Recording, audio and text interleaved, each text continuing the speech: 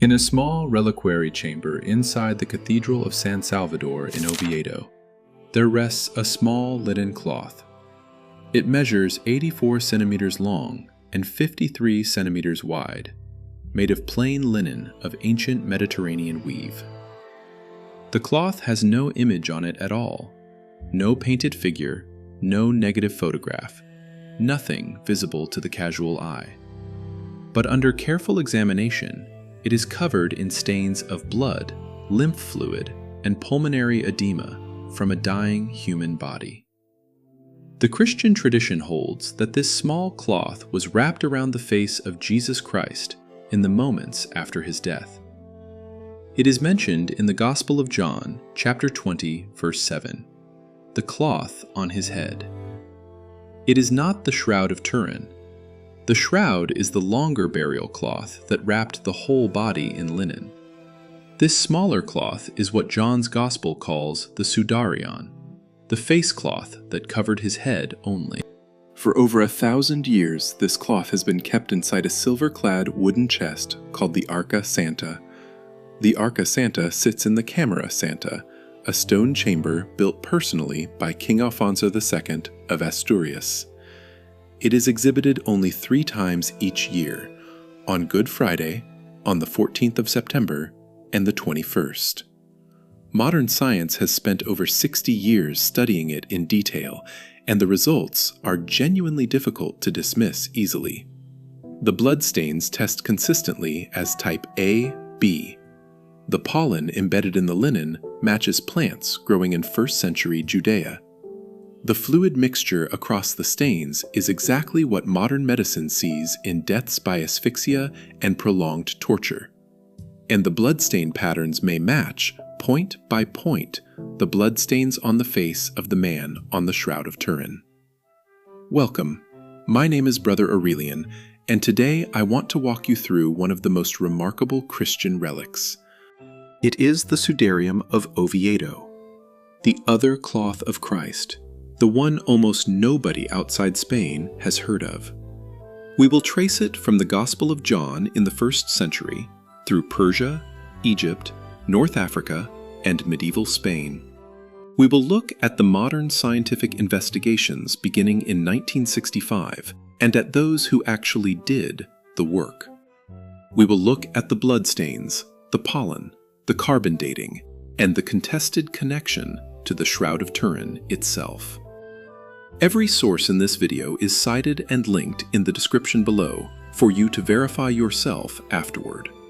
By the end, you will understand exactly why the Sudarium of Oviedo deserves to stand beside the shroud in Christian memory. To understand this small cloth, we have to start with the Gospel passage that describes its very existence directly. It is the morning of the resurrection in the Gospel according to John, chapter 20, verses 6 and 7. Mary Magdalene has run from the tomb to tell Peter and the beloved disciple that the body is gone. The 2 apostles run together to the tomb. The beloved disciple arrives first but does not go inside. Peter arrives and rushes straight into the empty tomb without stopping. He sees the linen burial wrappings still lying there. And then John writes the strange specific detail. There was also a separate cloth, set apart from the linen wrappings entirely. The original Greek word John uses is sudarion.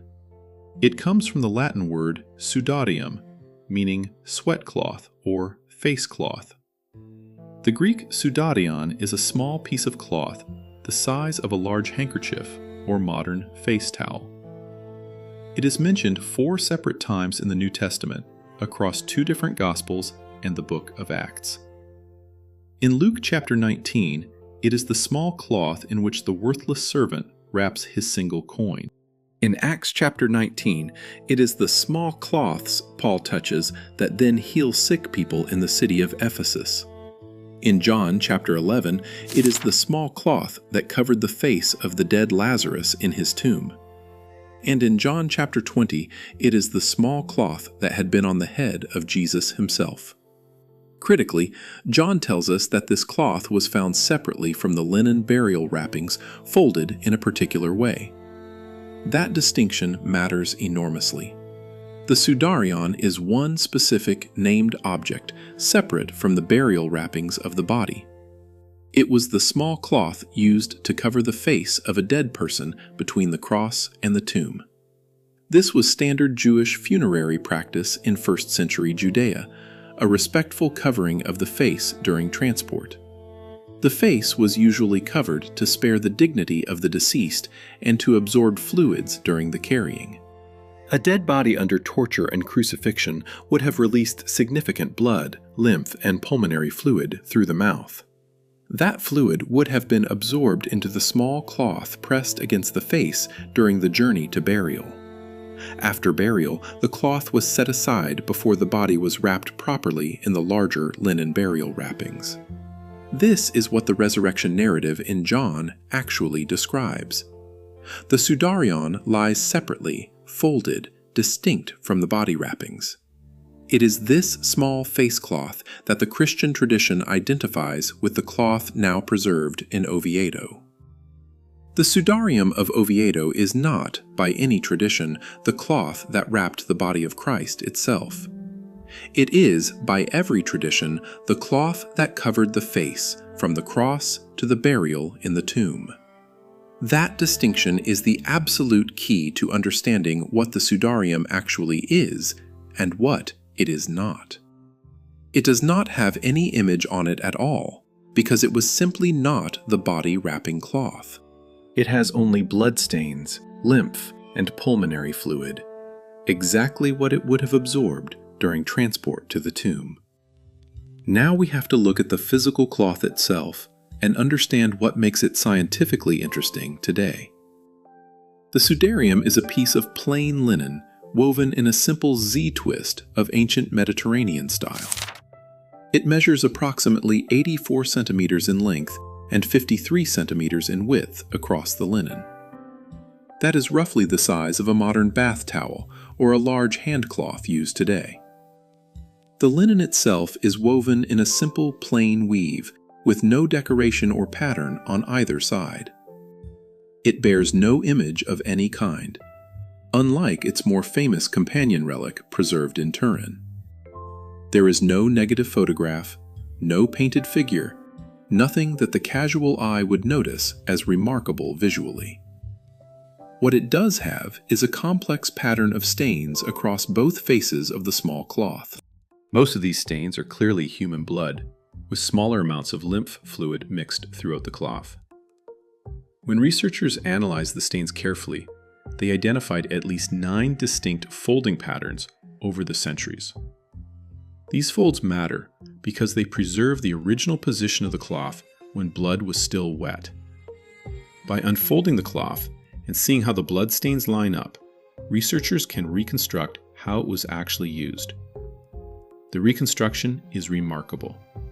The cloth appears to have first been placed on the face while the man was upright. His head was tilted approximately 70 degrees to the right and 20 degrees forward, the posture of a dead crucifixion victim. The blood and fluid pattern shows continuous draining from the nose and mouth while the body was still vertical. Then the cloth appears to have been folded and pressed against the face during the carrying of the corpse. At the burial site, the cloth was set aside, still bearing the stains absorbed during transport to the tomb. This is precisely the function described in John chapter 20, verse 7 of the canonical Gospel. The cloth is currently stored inside a silver-plated wooden chest called the Arca Santa, the Holy Ark.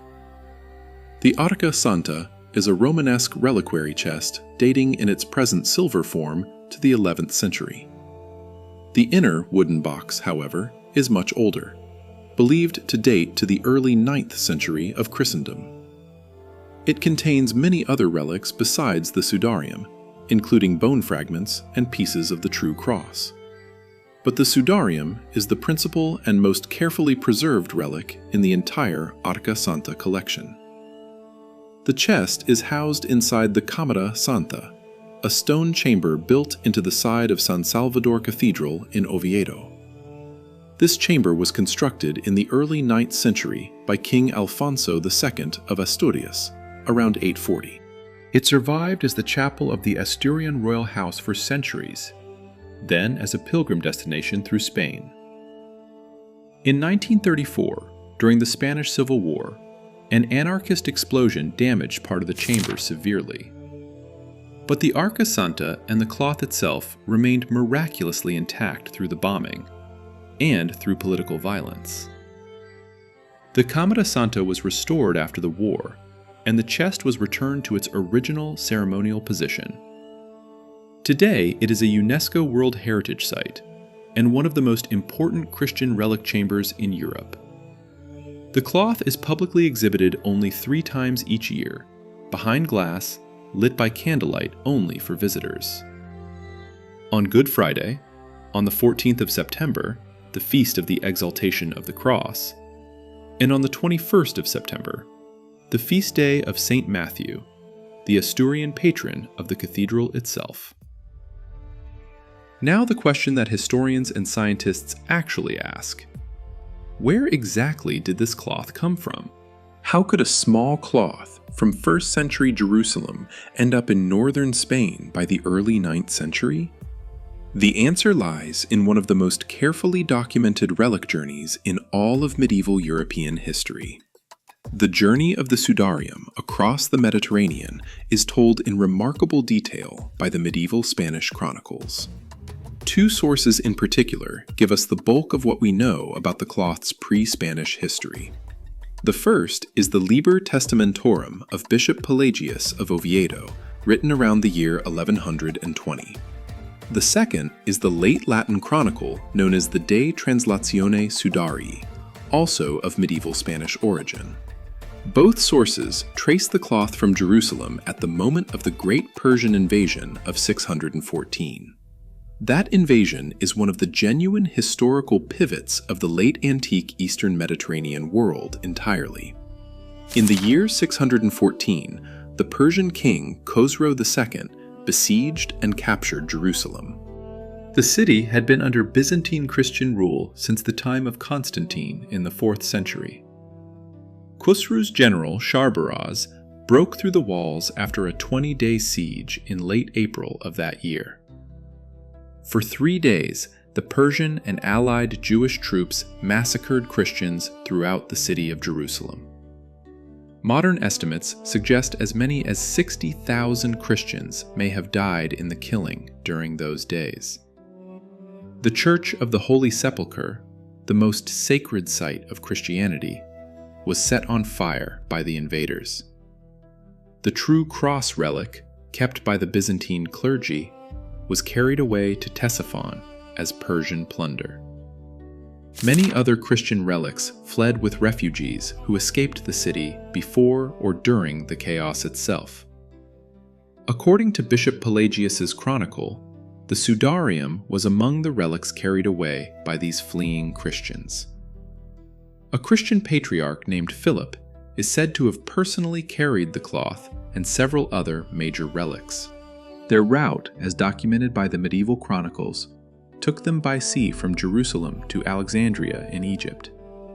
Alexandria, at that time, was the second great city of the Christian East and a major Christian patriarchate. But within just a few years, Alexandria itself fell to the same Persian armies advancing west from Jerusalem. The Christian relic keepers were forced to flee Alexandria as well, taking the Sudarium further west by ship. They sailed across the Mediterranean to the Spanish coast, landing at the port city of Cartagena. From Cartagena, the relic was carried inland to Seville, the great Visigothic Christian city of southern Spain. Seville was the seat of Saint Isidore, one of the greatest scholars of the entire early medieval Christian world. The Sudarium remained in Seville for some decades, kept by the Visigothic Christian Church under Saint Isidore. Then, in the year 711, the Islamic Umayyad armies invaded the Iberian Peninsula from Morocco. Within just 7 years, Muslim forces had conquered nearly all of Visigothic Christian Spain itself completely. The Sudarium had to flee again, this time north from Seville toward the still Christian city of Toledo.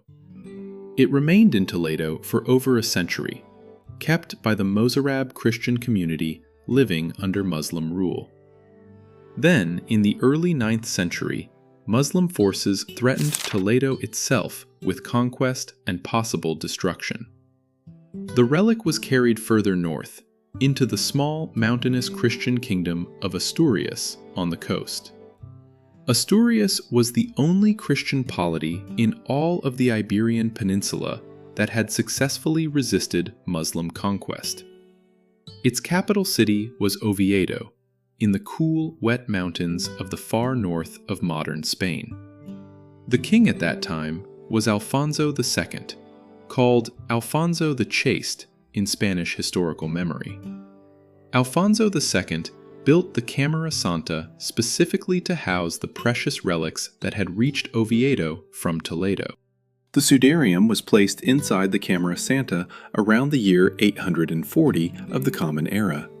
It has remained there continuously ever since, over 1180 years in the very same cathedral. Through Spanish reconquest, through Black Death, through Reformation and Counter-Reformation, through Napoleonic War and Spanish Civil War, the cloth has remained in San Salvador Cathedral in Oviedo, attested to in continuous documented Spanish record. That continuous documented record is genuinely unusual in the broader world of Christian relics of this antiquity. The next critical moment in the cloth's history came in the year 1075 of Christian Spain. King Alfonso VI of León, the great king of the early Reconquista, was visiting Oviedo personally. He decided, with the advice of his bishop, to formally open the Arca Santa for inventory and inspection. It was an extraordinary moment in 11th century Spanish religious history that has been documented in great detail. Present at the formal opening were the king himself, Bishop Bermudo of Palencia, and a great warrior captain. That warrior captain was Rodrigo Diaz de Vivar, the figure known to history and legend as El Cid Campeador. His presence at the opening of the Arca Santa was personally documented in the cathedral records of Oviedo. The chest was opened with great ceremony, and an inventory of its contents was carefully prepared by witnesses. The Sudarium is listed at the top of the inventory of relics as the most important single object inside. It was at this moment that the Sudarium first entered the broader European Christian consciousness, officially recorded. Pilgrims began to travel to Oviedo from throughout Christian Europe to venerate the cloth in person each year. The Camino de Santiago, the Great Pilgrim Road, has a documented branch that visits Oviedo specifically for the Sudarium. The medieval saying that emerged was that anyone walking to Santiago who skipped Oviedo had missed the master. That medieval popular wisdom captures the essential Spanish religious view of the cloth itself in plain terms. The cloth was central to Spanish Catholic devotion for the next 900 years of European Christianity. But the genuinely modern and scientific study of the Sudarium begins much later, in the 20th century. The first formal academic conferences and investigations begin in 1965 with the founding of the CES. The CES, the Centro Español de Sindonología, was founded specifically for the scientific study of Christian burial cloths. Its name in Spanish translates roughly as the Spanish Center for the Study of the Shroud and Related Cloths. It was founded by religious scholars working with secular scientists, university physicists, and forensic medical doctors together.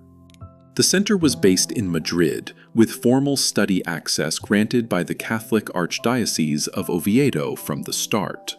The first systematic scientific examination of the Sudarium began under CES auspices in the late 1960s. By 1979, the Swiss botanist Max Frei was brought in to study the pollen on the cloth. Max Frei was already famous for his pollen analysis of the Shroud of Turin from 1973. His work on the Sudarium followed the same rigorous methodology of pollen identification and habitat correlation analysis. What Frei found embedded in the linen fibers of the Sudarium was scientifically remarkable for that period. There were pollen grains from Quercus calaprinos, the Palestinian oak, a tree native to Israel and the Levant. There were pollen grains from Pistacia palestina, the Palestinian pistachio, also native only to the eastern Mediterranean basin. There were pollen grains from Helichrysum, a plant traditionally associated with Jewish burial spice preparations of antiquity. There were also pollen grains from species native specifically to North African coastal Egypt of the Mediterranean. And there were pollen grains native specifically to the route from Tunisia to southern Spain itself. The geographic pollen distribution exactly matches the medieval documented journey of the cloth from Jerusalem to Spain. From Jerusalem through Alexandria across North Africa to Spain, exactly the route described in Pelagius's chronicle of Oviedo. This pollen evidence is extraordinarily difficult to fake or to introduce later by accident of any kind. Pollen grains embed deep into linen fibers and remain stable for centuries with minimal degradation over time. The Sudarium pollen study was a major scientific moment in 20th century Christian relic research history. It was followed by extensive bloodstain analysis throughout the 1980s and 1990s by Italian researchers. The bloodstain analysis was led by Italian forensic specialist Dr. Pierluigi Baima Bologna of the University of Turin. Baima Bologna was already famous for his earlier extensive forensic work on the Shroud of Turin itself. His analysis of the Sudarium blood is the basis for nearly all subsequent forensic discussion of the cloth. What Baima Bologna found in the Sudarium bloodstains was forensically remarkable in many separate ways. First, the blood is unambiguously human. There is no doubt at all about that point of analysis. Second, the blood is of type AB, the rarest of the 4 major human ABO blood types globally. Type AB is found today in only about 4% of the world's modern human population overall. But ancient ABO blood typing studies suggest type AB was somewhat more common in 1st century Middle Eastern populations. Critically, the Sudarium's type AB matches exactly the blood type tested separately on the Shroud of Turin. Both cloths show type AB human blood under independent and rigorous forensic analysis by separate research teams. Third, the blood is mixed with pulmonary edema fluid from the lungs of a dying person. Pulmonary edema is the medical signature of death by asphyxiation, death by suffocation, the medical cause of crucifixion death. A person nailed to a cross dies because they cannot maintain breathing under the weight of their hanging body. As they suffocate, fluid accumulates in their lungs and is forced up into their mouth and nose passages. That fluid, mixed with blood, was absorbed into the Sudarium when it was pressed against the face after death. The chemistry of the stains is exactly what modern forensic medicine sees in real crucifixion-related deaths today.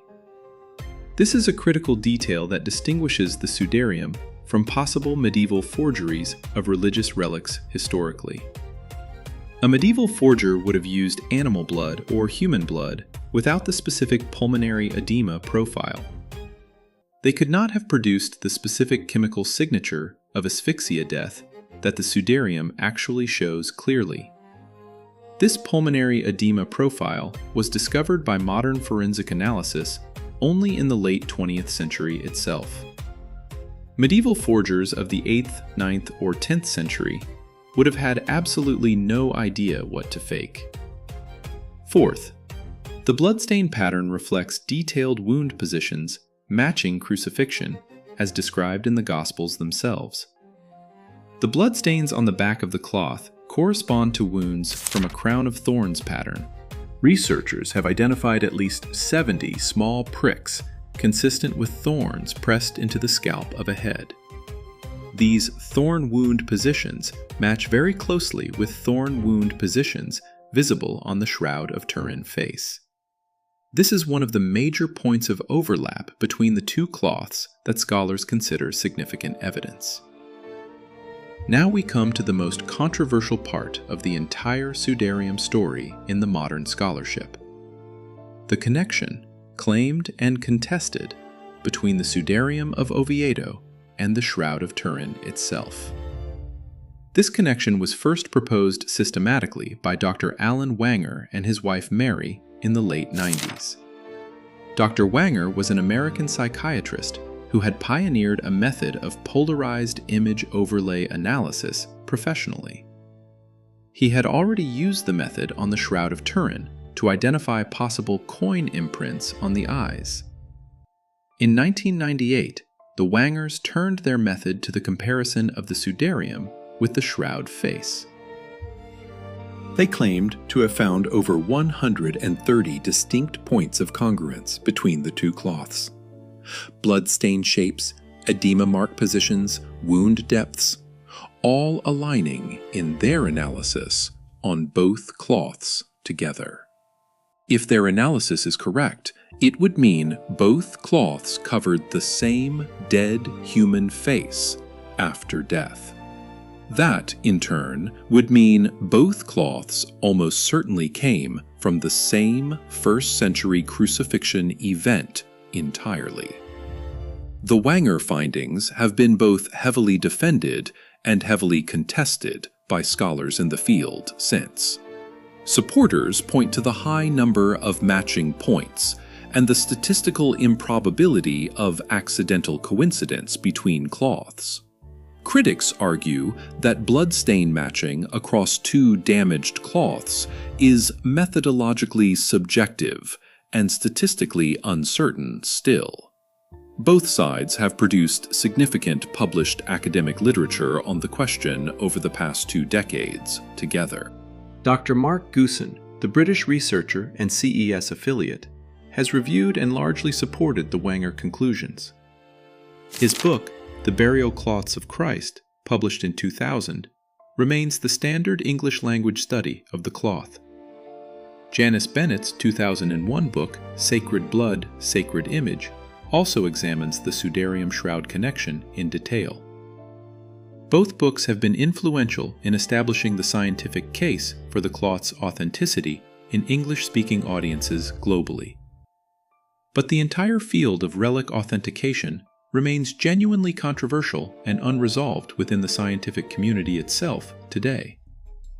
There is, however, one major scientific objection to the Sudarium that we have to address directly and carefully now. That objection is radiocarbon dating, the same scientific method that famously dated the Shroud of Turin medieval period. The Sudarium was subjected to carbon-14 dating in the early 1990s using small fiber samples for testing. The test produced a date range of approximately 642 to 869. That is roughly the 7th to 9th centuries. Far too late for a 1st century burial cloth from Jerusalem. At first glance, this carbon dating would seem to demolish the entire authenticity claim of the Sudarium of Oviedo. But defenders of the cloth's authenticity have raised some genuine technical concerns about that carbon-14 result over time. First, the cloth has been handled, kissed, and exposed continuously to candle smoke for over 1,000 years. Modern carbon contamination from human handling and from fire smoke can dramatically skew radiocarbon dates younger over time. The famous case of the Shroud of Turin's 1988 carbon date is a key precedent here in this dispute. The shroud was dated to roughly the late 13th century by the same radiocarbon technique applied to the Sudarium. But subsequent research has shown that the shroud sample was probably taken from a medieval repair patch instead. The original sample may have been heavily contaminated by later medieval reweaving following a fire damage incident. The Sudarium may have a similar contamination problem from the centuries of continuous handling and exposure to smoke. Second, the Sudarium has fragments showing distinct sediment layers from candle wax and from human kissing over centuries. The carbon-14 test results in a date weighted toward the centuries of heaviest handling, not the original linen. This is not a settled scientific question by any stretch. The radiocarbon date remains formally on the record, though.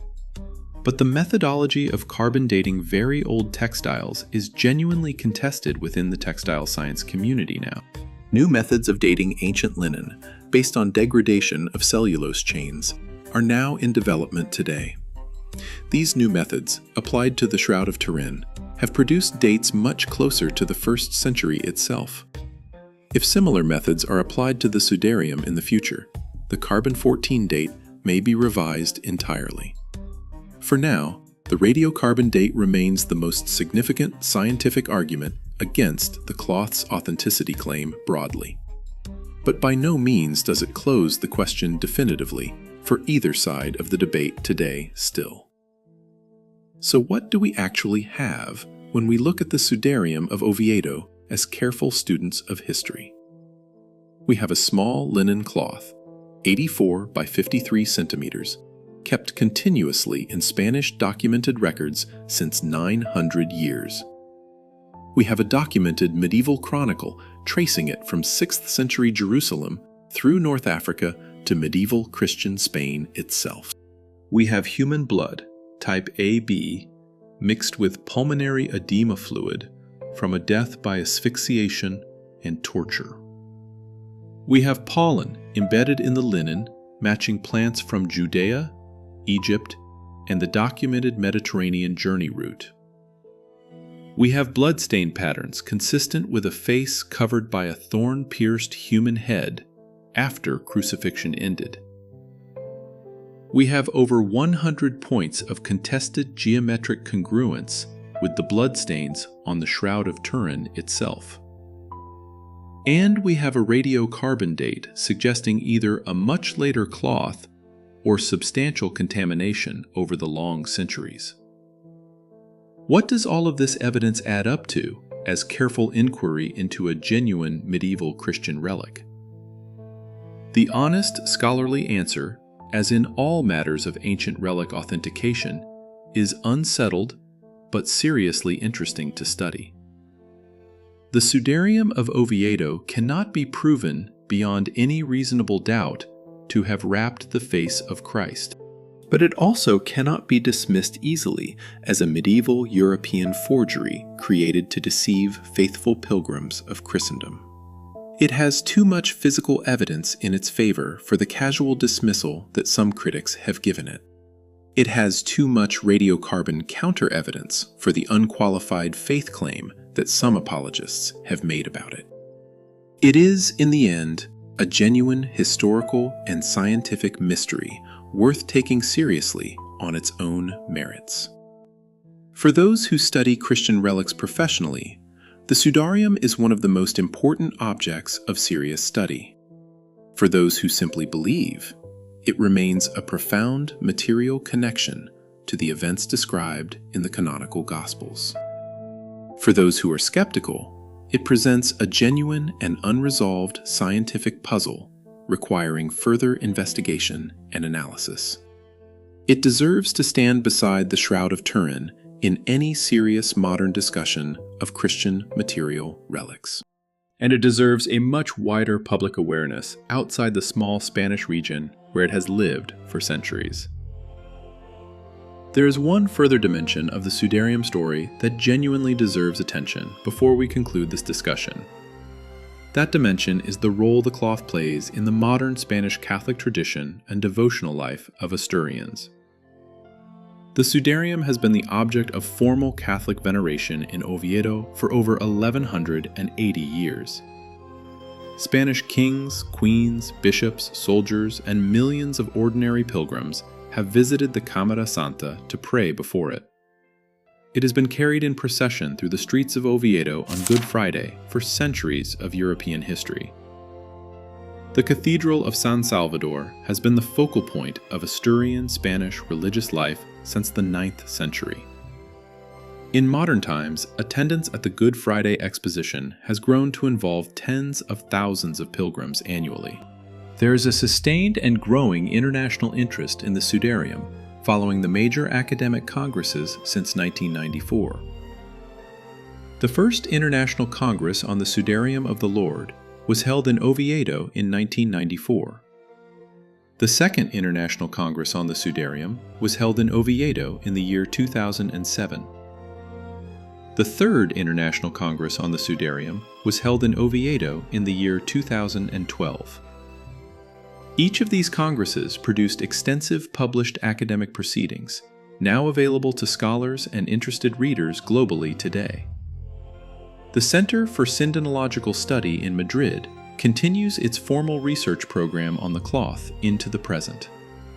Dr. Jorge Manuel Rodriguez, the current director of the CES, oversees a continuous program of physical examination today. Dr. Juan Manuel Miñaro, a sculptor and forensic artist, has produced detailed three-dimensional reconstructions of the wounded face.